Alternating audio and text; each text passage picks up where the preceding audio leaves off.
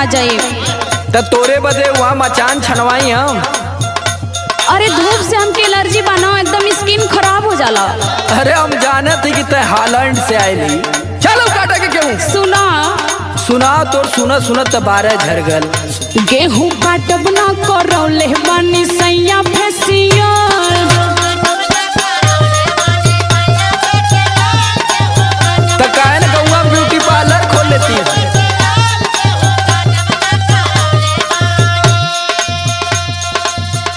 Ration लेके आइब card बनावले बीपीएल। राशन लेके आइब कार्ड बनावले बीपीएल। गेहूं काटब ना करौले बानी राजा फेसियल।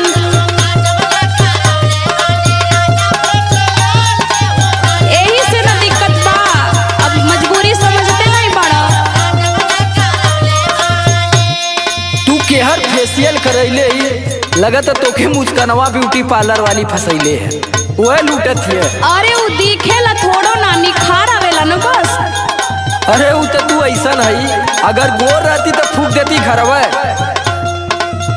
गाँव का एक भी आदमी कह दे कि तोरे चेहरा पे फेशियल का असर है।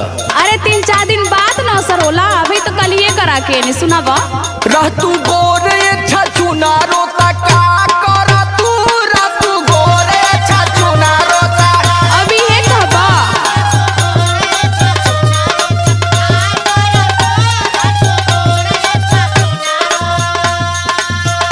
पोती पाउडर जब ना खरा 1000 करा तू, पोती पाउडर जब ना खरा 1000 करा तू।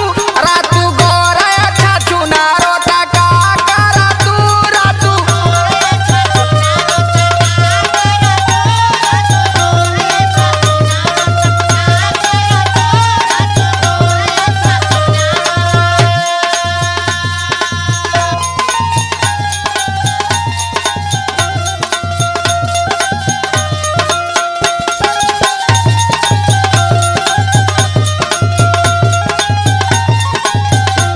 सुना और एक ठे परेशानी न बा, तोहरा पता ना हो।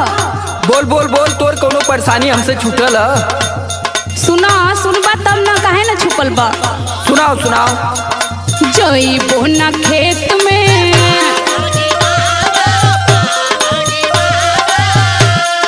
बबुआ बा पेट में। सगरों में अरारू कुल जाती तो ही के ज्यादा नौटंकी लगत है। जइबो ना खेत में बबुआ बा पेट में। लड़ा चाहे कुछ करा पहिला रियल। लड़ा चाहे कुछ करा पहिला रियल। गेहूं काटब ना करौले बानी पिया फेसियल।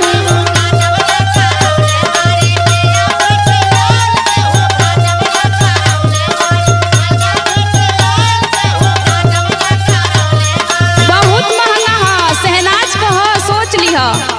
तब हम कहीं कुंडवा में का सरसोईया का भैल कर तू शहनाज का मसाज करवाओ। देहिला जब हमने दहीना तब तोरे समझ में आवाला। अब तक कुछ साफ हो गईली मसाज फसाज करवाए के। हाँ नहीं तो जब तू आयल रही ना, अरे बाप रे बाप।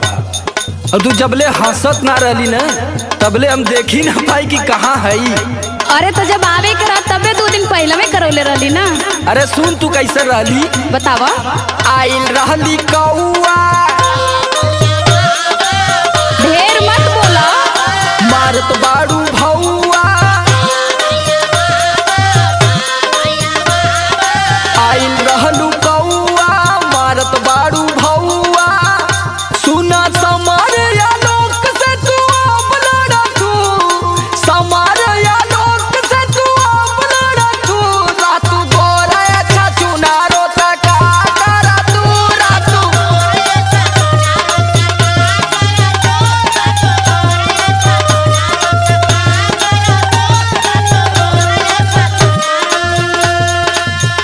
गेहूं काटब